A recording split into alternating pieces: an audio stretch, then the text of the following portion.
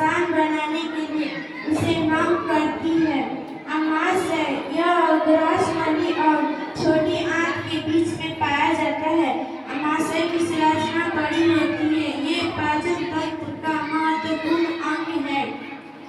अग्नाशय पाचन में मदद करता है और रक्त संग्रह को नियंत्रित करने वाले हार्मोन स्रावित करता है।